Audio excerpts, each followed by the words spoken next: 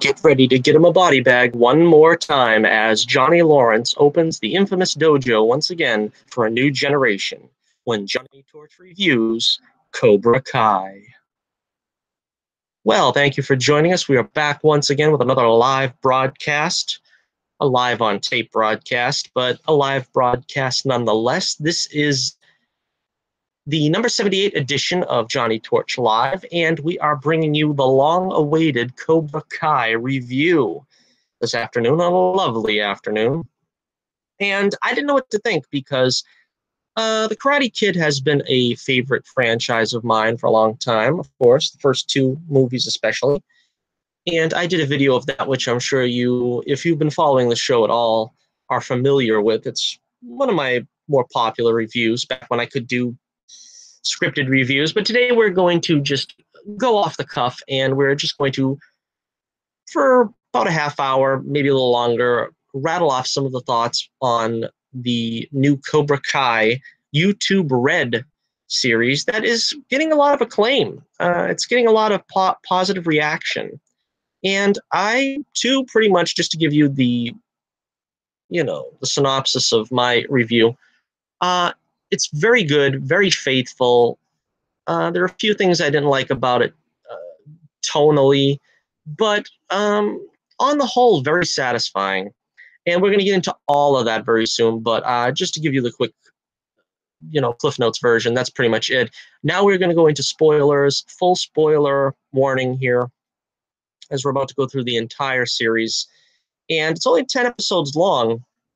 I kind of feel that maybe they could have edited it a little bit, and maybe it could have been just a very good 2.5-hour movie if they chose to go in that direction. But, it still leaves you wanting more, even though there is 10 episodes.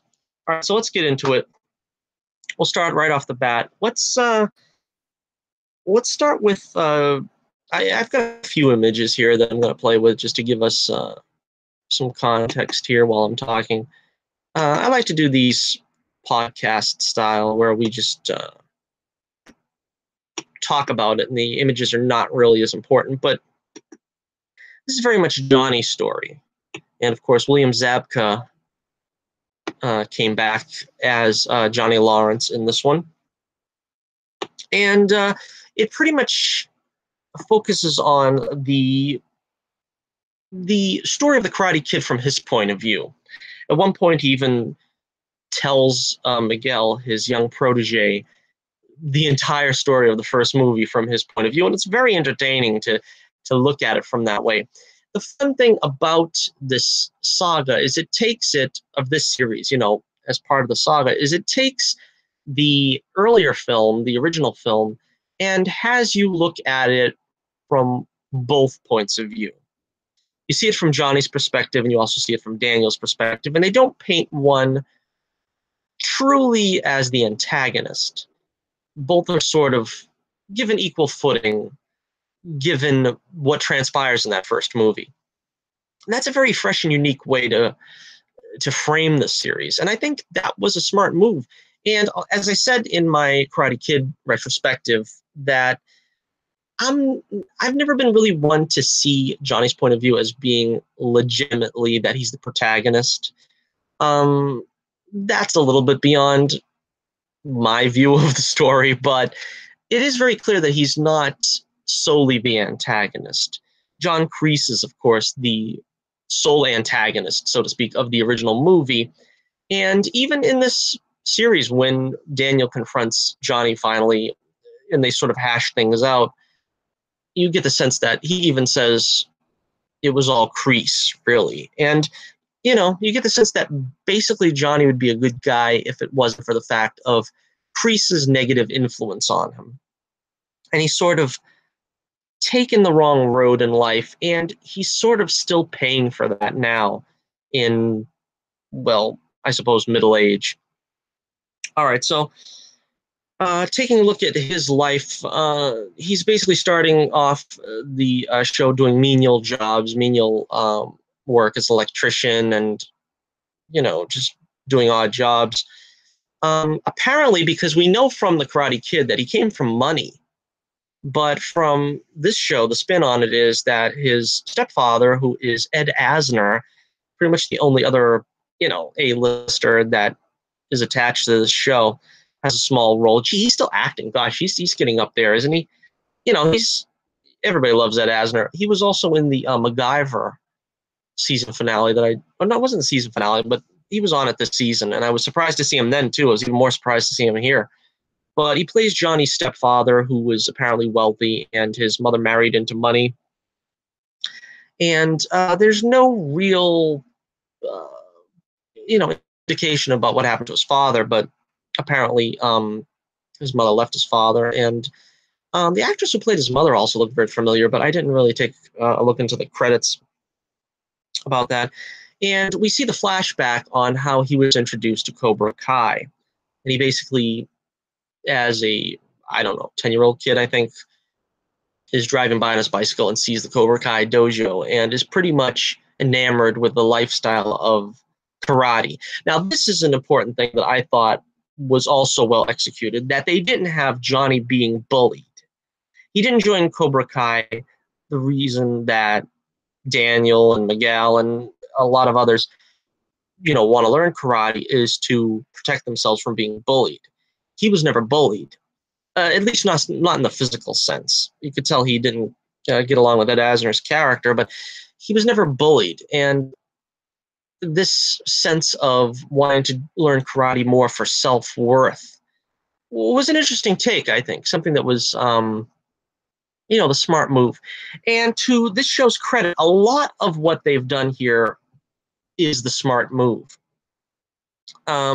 It's getting a lot of comparisons with Star Wars Star Wars The Last Jedi, which I can see why a lot of people are comparing this to that, because in both cases, you're taking an existing franchise and you're, in this case, the reason why it works and with The Last Jedi it doesn't work is you're reintroducing the original characters, but you are respecting them here. You are taking them from where we left them to their next logical destination. This is pretty much what I think everybody figured to be what would have happened to these characters in the future. Now, of course, Johnny's more of a down and out and drinking too much. And I'm not sure anybody really would have expected Daniel to be a used car salesman baron, but you get the idea that they're treating these characters with respect, as compared to The Last Jedi, where Luke Skywalker is a crusty old hermit that really doesn't want to get involved and is dragged kicking and screaming just to, project a hologram of himself across the galaxy. Here, all the characters react normally as they would had this been, 34 years ago in the original Karate Kid. Also, there's a passage of time that they're not exactly the same people as they were. And that's an interesting concept that, they managed to embrace, pretty strongly without, getting caught up into, well, let's change the fundamentals of the character. They managed to just have them grow in a manner that was consistent with where they were in the original films. All right, so the way the story goes here, Johnny ends up, being down and out, and he comes across a young kid named Miguel who is bullied by a group of teens, quite similar to the way Daniel was bullied back in the day. And what flips it on its head, of course, is that the protagonist, in this case, Miguel, sort of gets enamored with Johnny as this great karate instructor.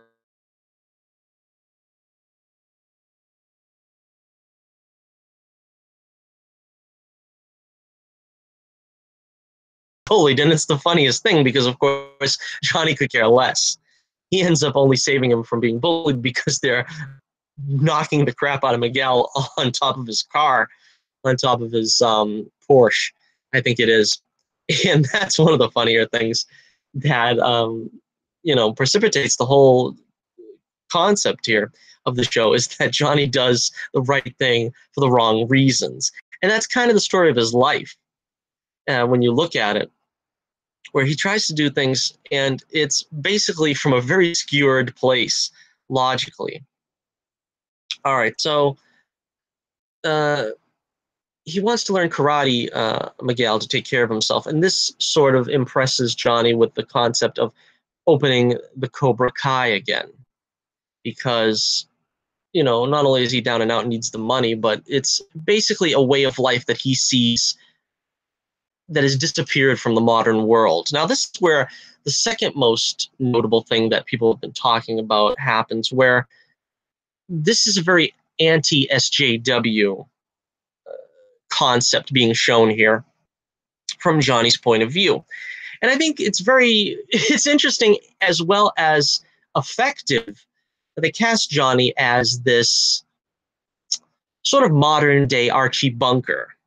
And a lot of people are actually agreeing with Johnny's point of view in this, even though it's very, bombastic and caricaturish. But that's sort of what the appeal was with Archie Bunker, though. A lot of it was, well, I never would say that. I don't really think that he's expressing it the way I would. But you got to admit, he ain't wrong. And I think that's the appeal that's been happening here with Johnny in the way he looks at life in sort of the same way Archie Bunker did, where, he's not really wrong in his outlook and how, we've got the culture of participation trophies and, it's a very different world than it was in 1980, but he's not a part of it. He's still a part of that 1980s world where, it was, if you get pushed, you push back. And there's no crying and touchy-feely emotions over getting what you want. You get what you want, otherwise you're I'll say pansy, which is not quite the word that he would use. But, this, I think, is striking a chord with a lot of people because it resonates that we've lost some of that, alpha male role model that was big in the 80s. And unfortunately, we've lost that. And whenever we try to reintroduce it, usually it gets shouted down by the SJWs. And here, we're not really hearing any of that because, I suppose they're treating it as a caricature, even though it is a very,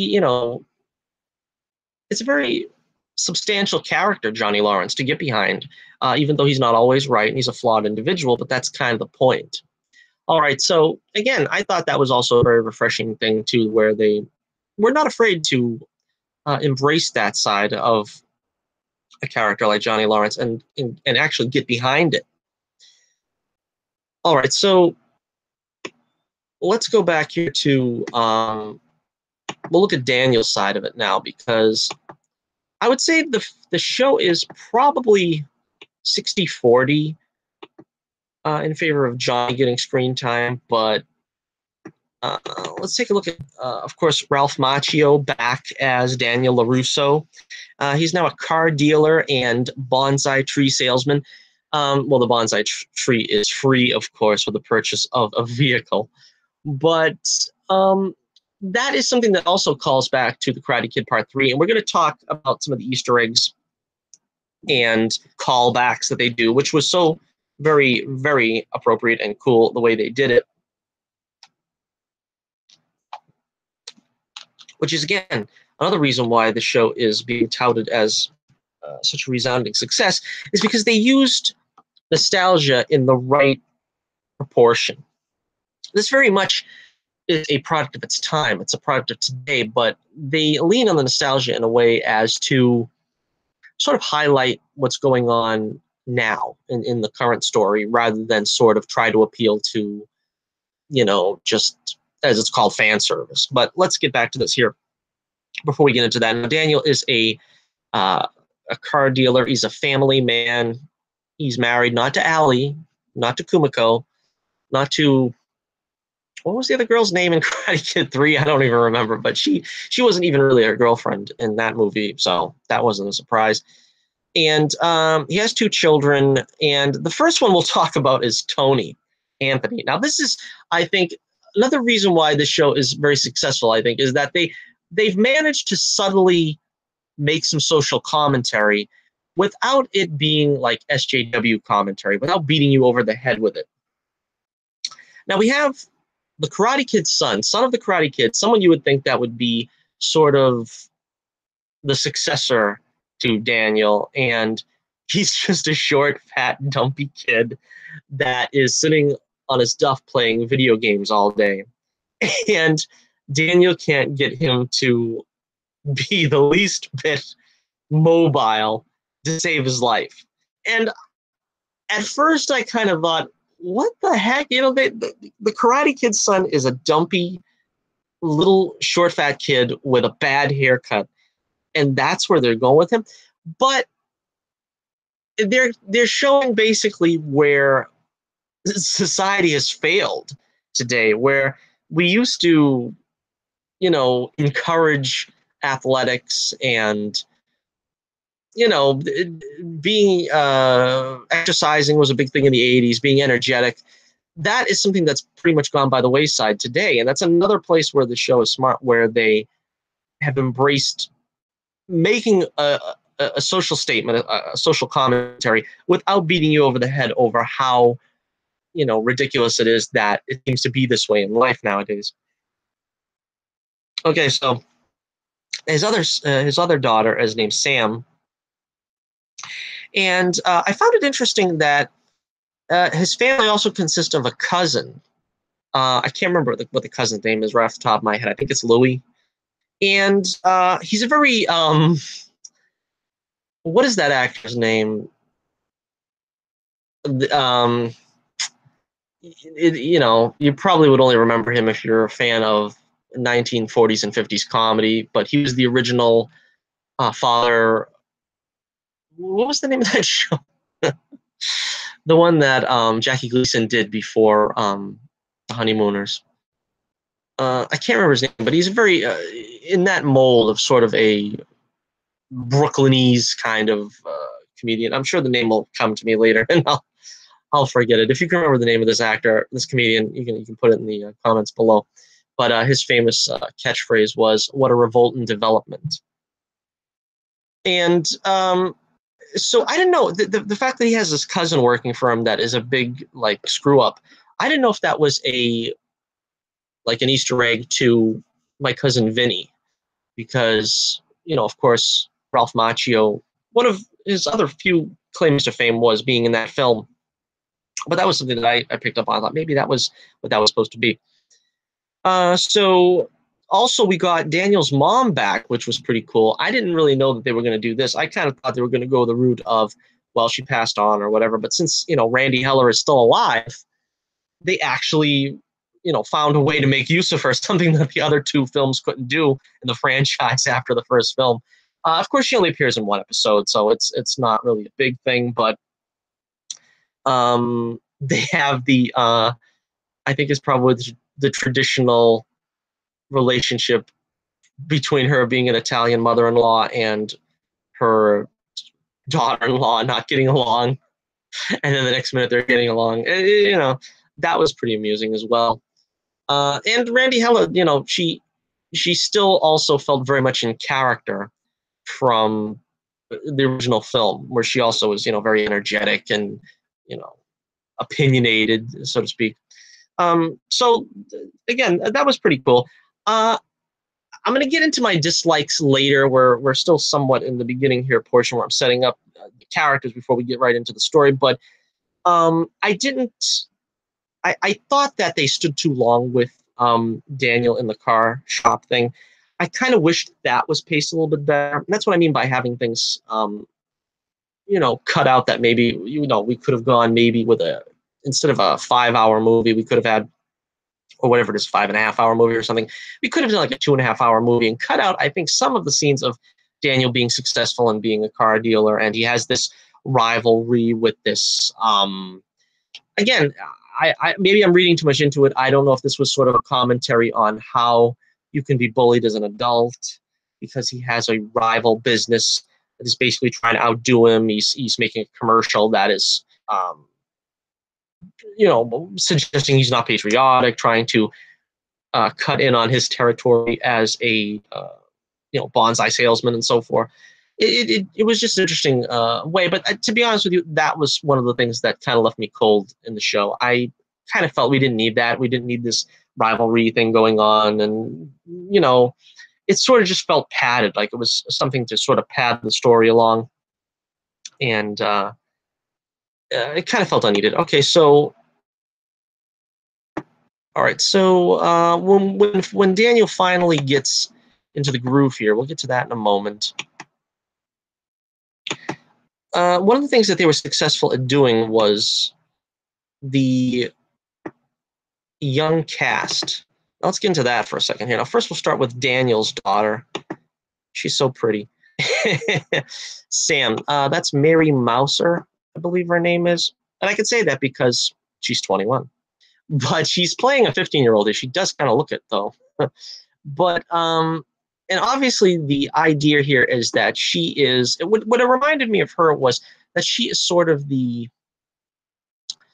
Jennifer from Black Lightning, where she didn't want to be part of the family business, and she sort of has eschewed being a karate kid, even though he taught her karate in her childhood.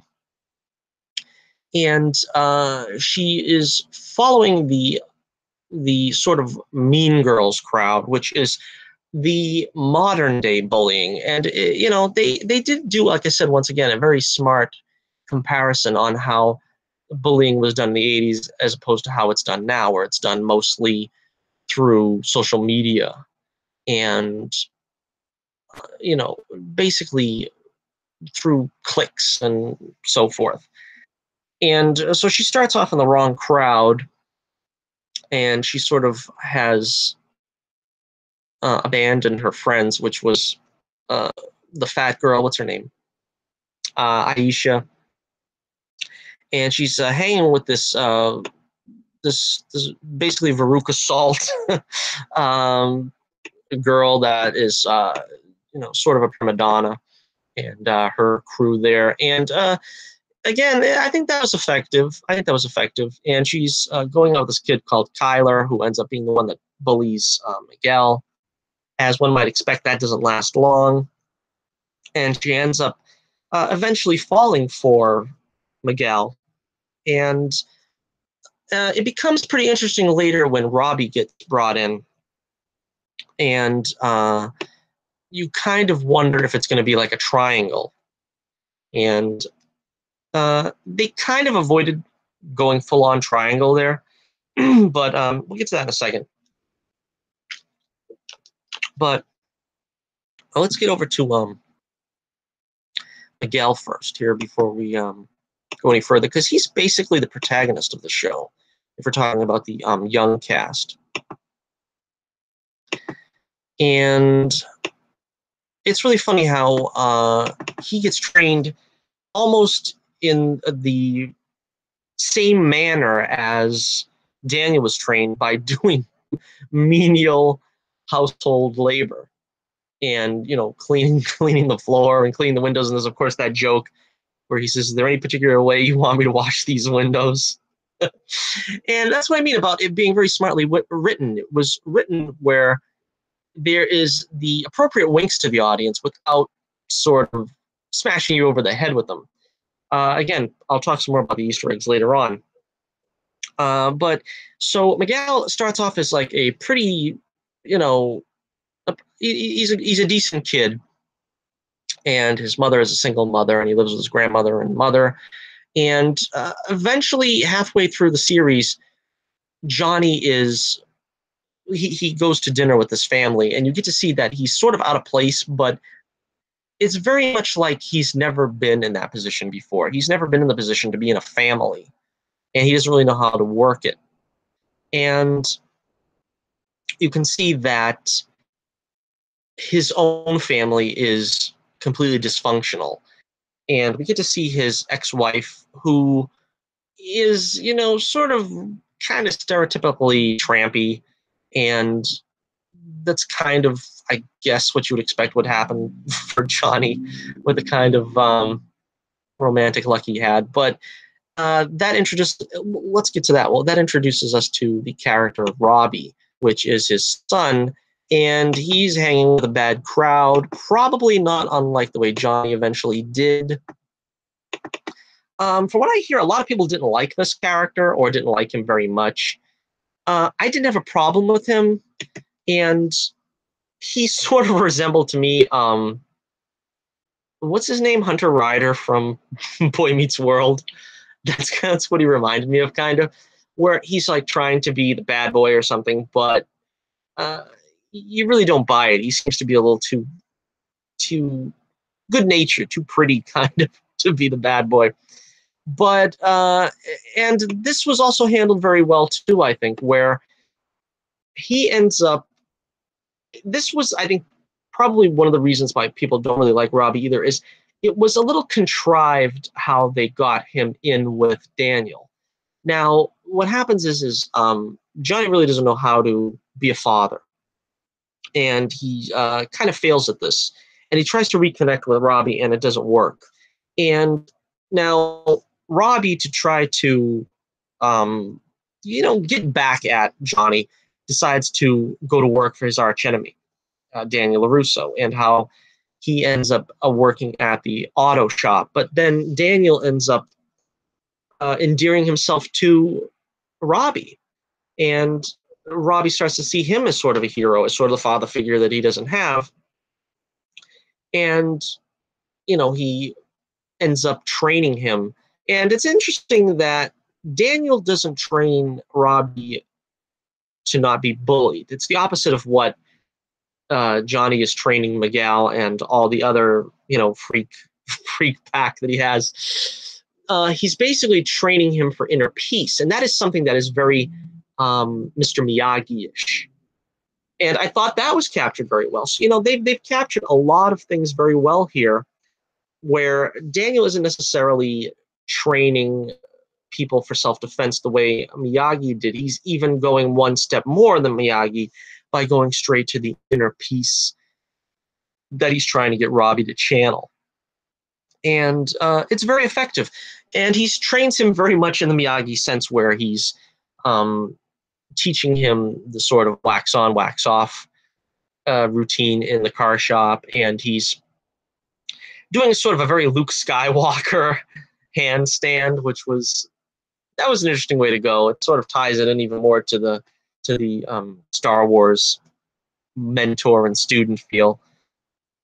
And so I didn't really have a problem with this. I thought they handled giving Daniel a student very well. And again, because his own daughter didn't become a student and Johnny didn't train his own son, it's, an interesting pairing that that Daniel trains Johnny's son, and Johnny trains basically a sort of Daniel clone. Very interesting. So, all right, let's take a look quickly at some of the other cast here, the nerds, so to speak. I liked the teenage cast here. I thought they were very good.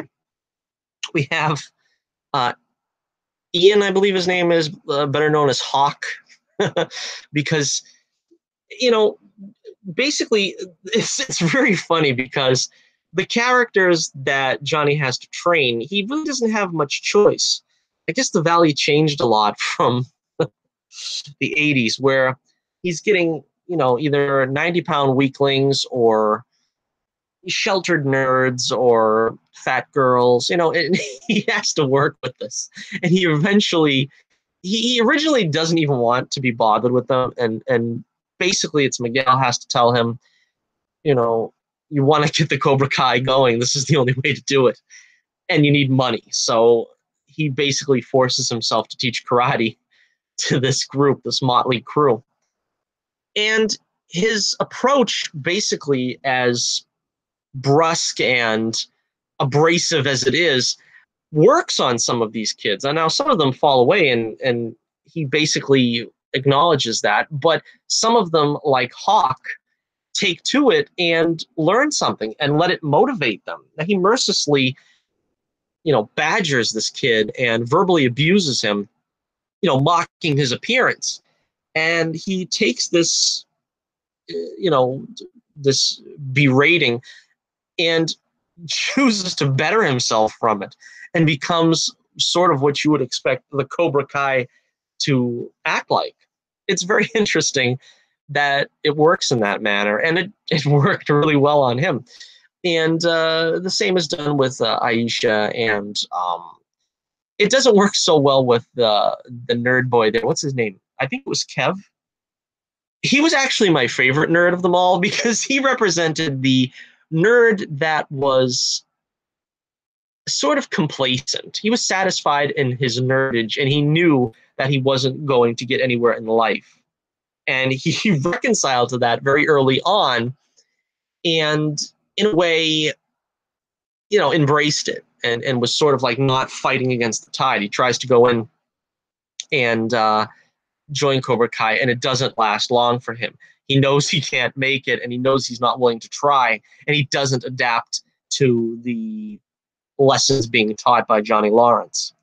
So again, that was very effective, very interesting way of looking at it, the way they did this. Let's take a look now at some of the Easter eggs, because there was some really cool stuff here that they managed to work in. And okay, one of the things that I kind of didn't like, again, I'm just going to pepper a couple of my dislikes before I get into that. They didn't really have Daniel fighting. Now, at least we got to see Johnny do some work, some kicks and stuff, some fighting on, the bullies that were bullying Miguel. And we also seen him, doing some training and stuff. We really didn't see Daniel do any of this. And I guess it makes sense given that he is a martial artist, in the sense of like Mr. Miyagi, and doesn't use it really for fighting. I wasn't disappointed really that they didn't fight. He and Johnny didn't fight, because that wasn't really the tenor of their feud, so to speak, in this movie, in this series. It wasn't a physical altercation that was being built up toward. It was sort of the battle of ideologies at this point. They're beyond like physical battle. Although I thought it was funny that Johnny suggests that they do a, behind closed doors battle to, as Ralph Macchio's Daniel says, a Rocky III ending, where sort of, just to satisfy themselves who could have got the last point. They do bring up early on that Johnny says that the kick to the face was illegal, but then later on they don't really explain that, but later on which I don't understand, because if it was illegal, they basically build the whole franchise. They built the whole franchise on that kick, and to say it's illegal kind of doesn't make sense. But later on, Miguel uses the crane kick to win his first match, which I thought was, again, another nice Easter egg, nice touch. But it wasn't treated as if that was illegal. So, again, I'm not sure. Again, before we get into the Easter egg stuff, like I said, the feud between them is ideological. And it reminded me also of Rocky in the sense of how Rocky had to go before the board in order to get licensed in Rocky Balboa. And similarly, here, Johnny has to get the Cobra Kai reinstated because it was a lifetime ban, where they, again, this feeds into the Easter eggs, but they mention John Kreese and Terry Silver, who were, of course, the leaders of the Cobra Kai. Unfortunately, that's the only name drop of Terry Silva. I still would like to see him involved in this at some point, but let's not get ahead of ourselves. He says John Kreese is dead, which, again, kind of a throwback to Karate Kid 3. I'm not sure if that was like intentional, or, that Kreese is playing dead the way he was in that last film, Karate Kid 3. But we'll get to that, of course, in a minute.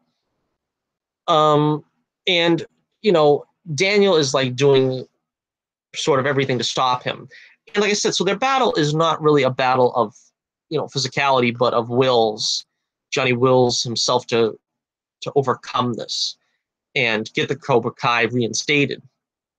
And Daniel, of course, is using all his, everything to his ability to, prevent this, because he has an in on the council there of board of directors. So we also got some mentions of Jackie Chan. Daniel mentions Jackie Chan, which of course is an Easter egg to the film, that the remake that they made a couple of years ago. Johnny makes Miguel dress in the same skull costume for Halloween that he did in the original Karate Kid. The music in this film, I mean, I keep calling this a film because to me it's almost like a film. It's like a long film. And you can binge it basically. I think I binged it in like 2 days, because basically it's like watching one movie and then another. It's basically like a film to me. But the music in the series is also exceptional, and that is something that was always known for in the Karate Kid films. They always had a good score. The third one not so much, but they always had great songs.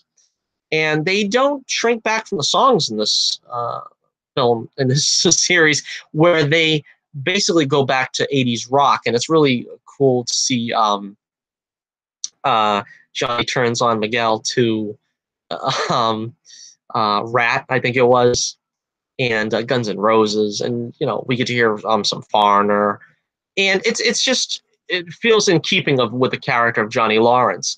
They don't really play a whole lot of to my recollection, I don't think they play any new songs, anything that would be sort of a song to represent the show, sort of as the original film had You're the Best and something like that. But they did rely on a great catalog of 80s music that probably cost them a pretty penny, I imagine.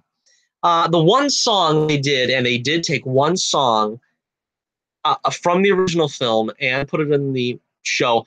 And coincidentally, I didn't know this, but when I dedicated my Johnny's Jukebox to Cobra Kai coming out that day, I picked Commuter's Young Love. And that is the one song they play in the show from the original movie.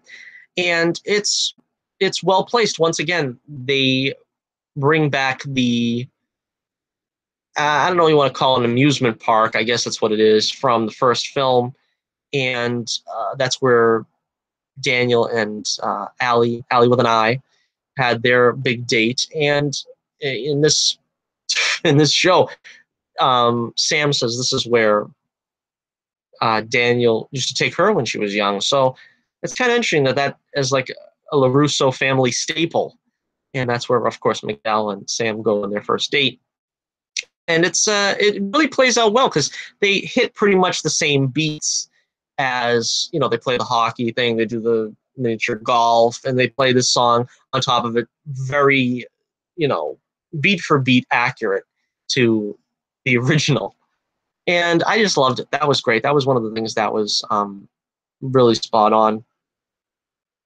And I think the other thing that was probably harkened back a lot was the beach scene. Now, Miguel turns evil on the beach. Now, he's at the beach and he's like basically getting drunk. So this is kind of like, this is their out for, I think, like saying this is why he kind of behaved more than badly, but really badly. And he accidentally hits Sam, which I know this is not something that was something Johnny would do, because he basically, at this point, which was what was pretty cool about it, is he basically makes a monster out of Miguel by now. Because it's fun to see how Johnny sort of is taking steps to sort of improve his life and not be, sort of the downtrodden character that he was at the beginning of this series. He finds purpose in the Cobra Kai again. But while Miguel finds purpose in Cobra Kai as well, his being under Johnny's tutelage sort of also has the negative effect on him. And it's going to be interesting to see going forward how that turns out. As I said, the confrontation on the beach or at this little secluded grotto there where, Robbie and Sam show up to the party, and, Miguel's sort of drunk, and they basically cast him in the role of Johnny in the scene. And like I said, where Johnny was sober, here Miguel's kind of drunk, and he takes Sam being with Robbie the wrong way and really badly. And it leads to like a little confrontation. And I could see how that worked. They kind of flipped they flipped the script kind of on that as well. Sort of reenacting a similar beat from the first film, but putting their own spin on it. Again, you could take this back to The Force Awakens and how they were less successful in trying to relive similar beats and putting their own spin on them. They were just reliving similar beats. They weren't really putting their own spin on them the way this show does, where you can clearly see what they're trying to go for, and it harkens back to something a little bit, but at the same time, they're not really trying to convince you that they're doing the same story again. And there is some differences. All right. Let's see. All right. Let's round it up here. Let's get down to the end. First, I also want to mention, of course, they have this great scene, which is probably my favorite scene in the whole show. My favorite scene was when, finishing up after that last image we had there, when they come to blows, or they're about to come to blows, and Daniel takes Johnny to the car lot to get a new car to replace the car that his cousin ended up wrecking. And they're in the car listening to REO Speedwagon, and they're both just bobbing their heads in rhythm to it, and a real man. What real man is a Speedwagon fan? That's words to live by Daniel and Johnny. And it was just that great scene where you can kind of see these guys come together, like I said, where they really don't need to be rivals. Because that was one of the things I was concerned of. Now, what bothers me is when you end a film on one note and then you try to do a 180 in the sequel. A lot of times that don't work. It's sort of like, again, we can take the Star Wars example. Return of the Jedi, Luke is competent and now a full Jedi that can pretty much master his fate. And then we see him as sort of like a failure old man in Last Jedi. We don't see the in-between. And the same way like Superman Returns, where he leaves for 5 years, where the previous movie in Superman 2, he ends the movie by saying, I'm sorry, I've been away so long, I won't let you down again. You can't go the full 180 opposite of the character. Now, the last time we saw Johnny Lawrence, he said, you're all right, LaRusso. And we kind of figure they made peace. Now, they might not have been friends and, bosom companions after that, but there was a healthy respect for one another. Now, in this film, the passage of time kind of wears down Johnny from, like I said, the place where he is being so downtrodden that he resents seeing Daniel LaRusso, the successful entrepreneur and sort of the, the cream of the crop for the All Valley karate tournament. It's all over the place. So it's kind of understanding why they're not like the best of friends. And it's kind of understanding why Johnny would choose to go back to Cobra Kai karate, because he feels that's what gave him purpose. Because you would think the last thing he remembers, being in the Cobra Kai was being nearly choked to death by John Kreese, and that he probably wouldn't, be all that enamored with the life of the Cobra Kai. But without John Kreese there, it's kind of his to be his own playground. It's his to make his own. And that's what he does here. He makes the Cobra Kai his own. And where Daniel fits in with this is, like I said, it really works out well that they're not really antagonistic anymore after the events of the first film, but they're still adversaries in the sense. And even they make a point of saying at some point that I think Daniel's wife says that he hasn't been acting right since this feud has been going on with once Johnny Lawrence makes the Cobra Kai reemerge. So that's interesting. They do mention Allie with an I, and that's in this great bonding scene that they have. And apparently she's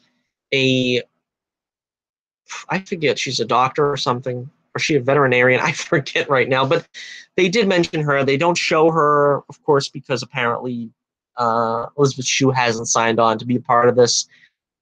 We'll talk about her more about the possibilities of the future momentarily because we're going to be wrapping it up. We'll talk about the what you want to see in season 2.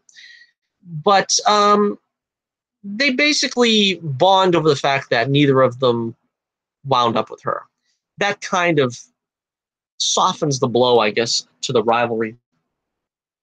Because basically, as I said in my retrospective, their whole confrontation is over her, and neither of them wind up with her. In the second film, she already gives Daniel the brush, and that's why he winds up with Kumiko. And of course, she doesn't end up with Johnnie either because she goes with some football player from college. So, it's another reason why they can sort of bond in the sense where what they were fighting over doesn't matter anymore. She's married to someone else. All right. One more thing here before we get to the end. They did, I feel, do right by Mr. Miyagi. We get to see Daniel going to the grave of Mr. Miyagi. Apparently, he was born in 1925 and died in 2011. So it's been a couple of years, but probably not as many years. I mean, it certainly wasn't as many years as Pat Morita has been passed on, unfortunately. But we get some flashbacks with him. There was a nice scene where Daniel's in the car and he's thinking about, sort of Mr. Miyagi's advice from the beyond, so to speak. Again, that's like a very nice scene that they did. That's something they could do that felt earned, Again, one of the things I might criticize is I don't quite feel we're reminded enough of Mr. Miyagi. Now, Mr. Miyagi was the co-star of the first film and very much the star of the second, I think. So I kind of would like to have a little stronger presence from him. But the thing is again, this is where you have to move on from the past. Since Pat Morita, unfortunately, has passed on, there really wasn't any way to keep him at the forefront other than to have Daniel remember him at various intervals. It would have been like, let's say, if they had, Miyagi's nephew come in from Okinawa or something, that probably would have been pushing it. And that would have been like, maybe trying to stretch a point a little too far. But still, I kind of wish there would have been a way to sort of bring Mr. Miyagi's memory a little more to the forefront. That might have been a little something that I would have liked to see going forward. And, okay, so, again, to wrap it up here, we've got the big contest at the end where Robbie enters this contest, Johnny's son, again, to sort of be just sort of give him a,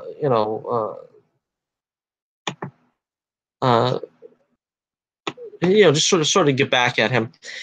And so he's uncoached, he has no dojo. And meanwhile, Miguel is with the Cobra Kai dojo, and they're going through all the opponents. I thought that was pretty funny too, with Bert, I think was his name. He's like this 4'9" kid or whatever, and they send him in, and Johnny's like hyping him up and stuff, and you can do this, get in there, go ahead and fight. And then he basically gets clobbered the first fight he's in, but he was game, and that's what it is. That's all you have to be is game. in this in this dojo, and they did do the whole spiel of the way of the fist, and they did right by that as well. And of course, everybody had to have a smile on your face. I don't care who you are, you had to have a smile on your face when they did the line, Danny LaRusso is gonna coach, because he, the same way he comes in from the back room near the first film, and he's comes back to coach at the end of this film. And it's really cool because it's also very funny where he does the whole thing like Mr. Miyagi did, where you think he's going to, set his shoulder or something. He calls medic. And that's where sort of the humor comes in. It's a very, because we didn't talk too much about the humor, but the humor is successful when they are playing to nostalgia like that, when they're playing to the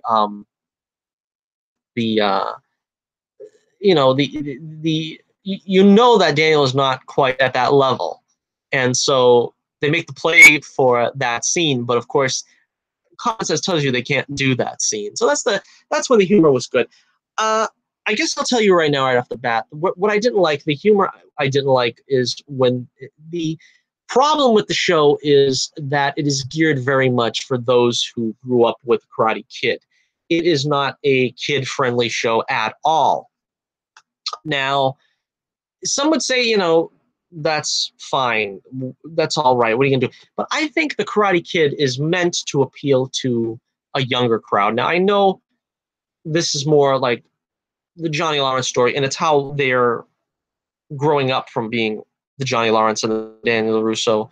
But you also have the young cast, and trying to see them sort of in their role in the world and how they're being bullied and the right and wrong ways to react to that. I think that was something very much that could have spoke to a lot of kids, and it could have been a family-friendly thing. But they've laid on a lot of expletives. Now, personally, there's only a couple that were probably a little too extreme. There was also part of the reason also I said the show could have been edited down to like 2.5 hours or something like that, because there's this long and unfunny subplot of the rival car salesman, as I said before, and the billboard that Johnnie defaces, which again, I also thought, while it was not appropriate, it was also out of character for Johnnie, I thought, because that seems something like what bullies do nowadays.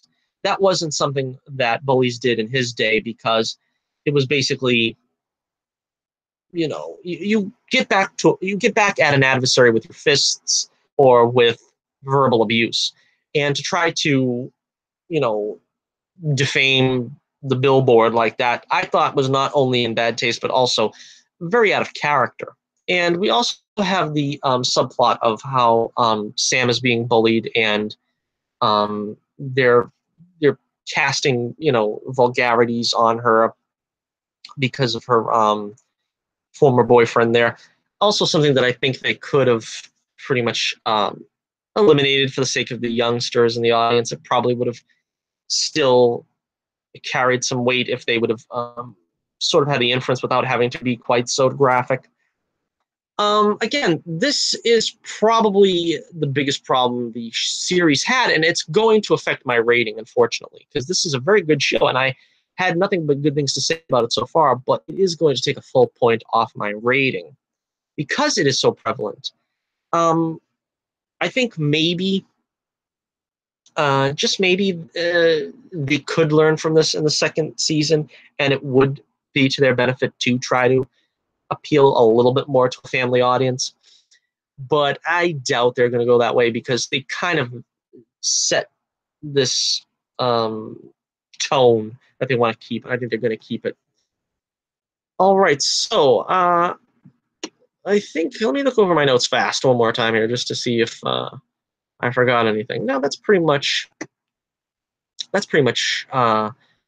everything I had written down here. I also want to talk, though, now briefly about what are we looking forward to in the future.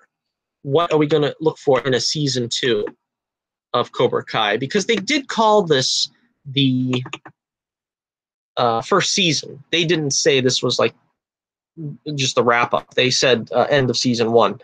So it does sound like they have a idea of doing more of these in the future.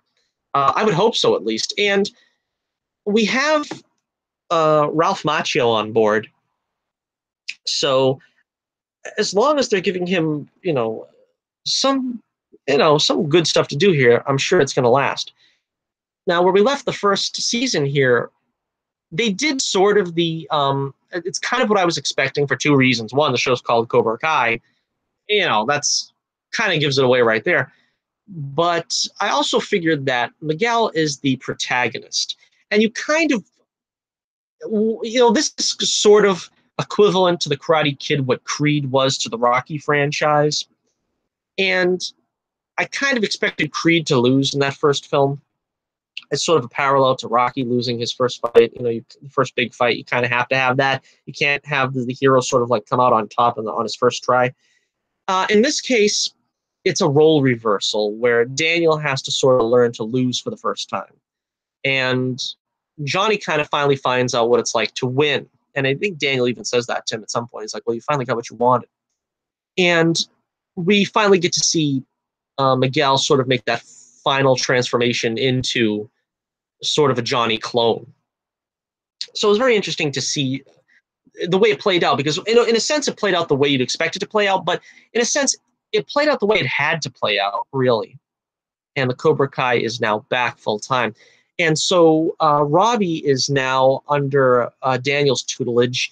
And this was something that I was hoping for, because at the end we finally see the Miyagi residence still painted in the same colors that that Daniel painted them back in the movie. And of course the cars, which I think, that was Daniel's car. They actually made a point of showing it, even though I guess he keeps it on the Miyagi lot because he owns that property now. It was probably willed to him, I suppose, by Mr. Miyagi.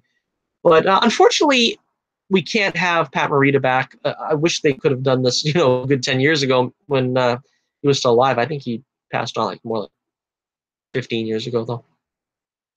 But now they're finally going to reopen the Miyagi-Do karate, and apparently Daniel is going to make Miyagi's home into a dojo, and takes Robbie there and is going to try to train him full on.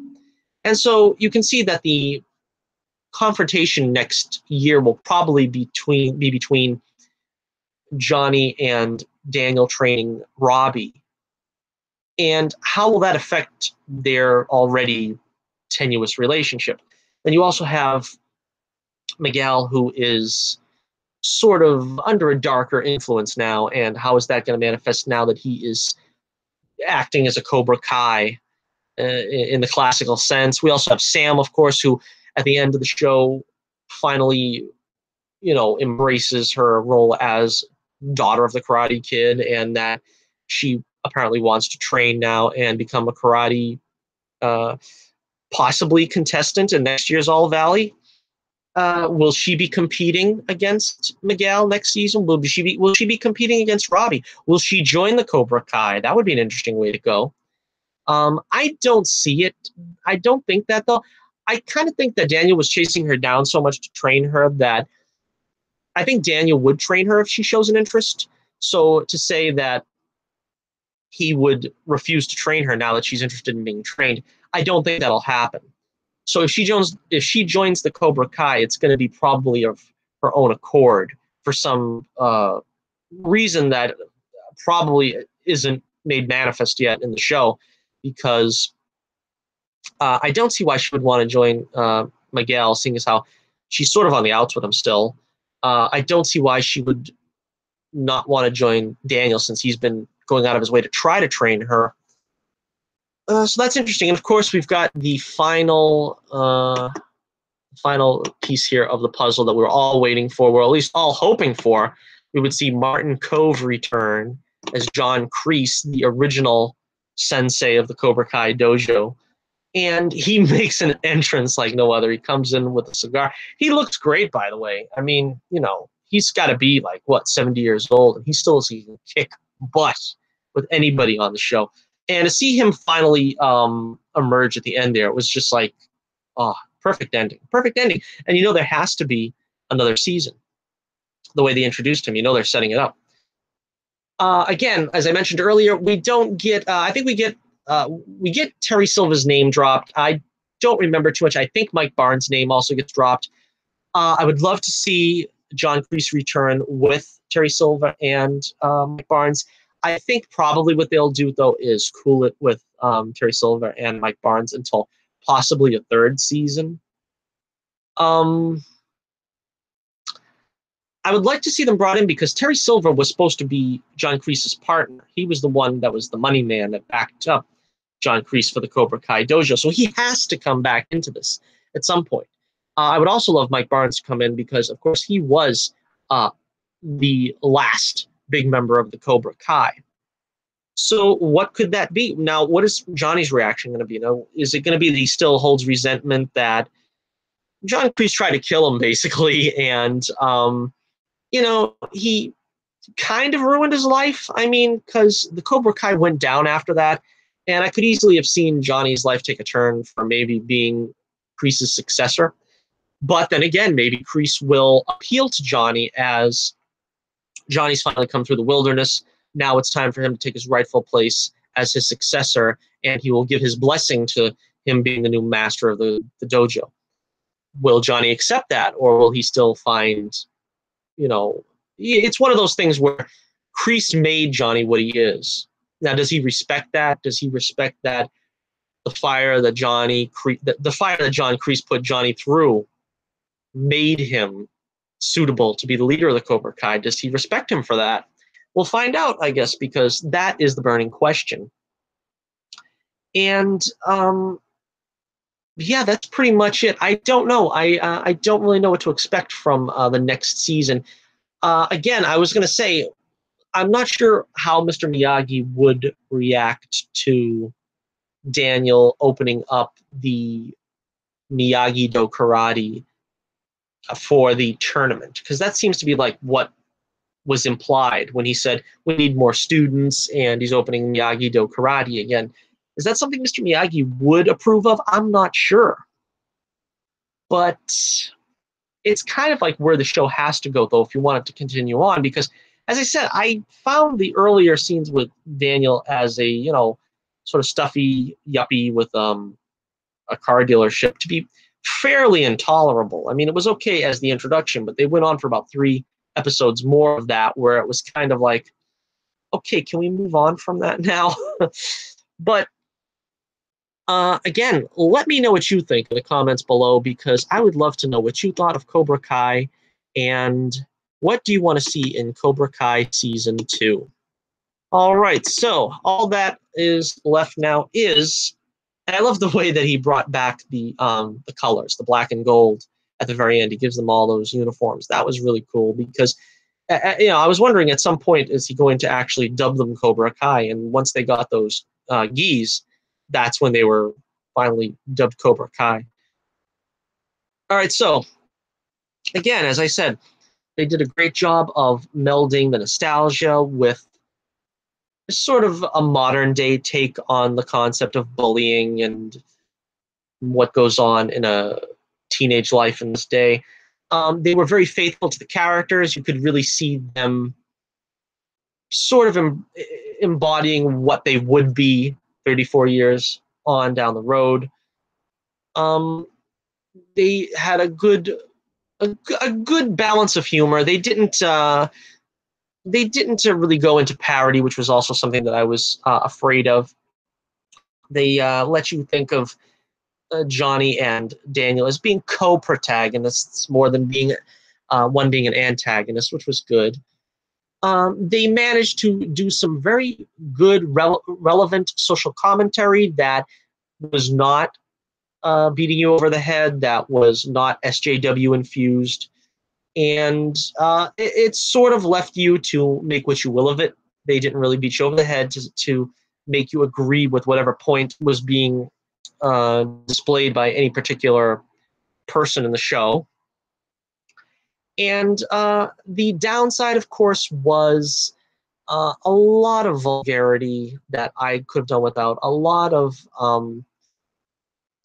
profanity that was not suitable for the younger set, which I thought should have been allowed to enjoy this, because the original Karate Kid films were family friendly, and there really was no need for this to be quite so profane.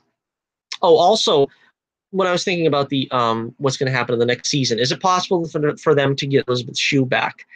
I am guessing probably not.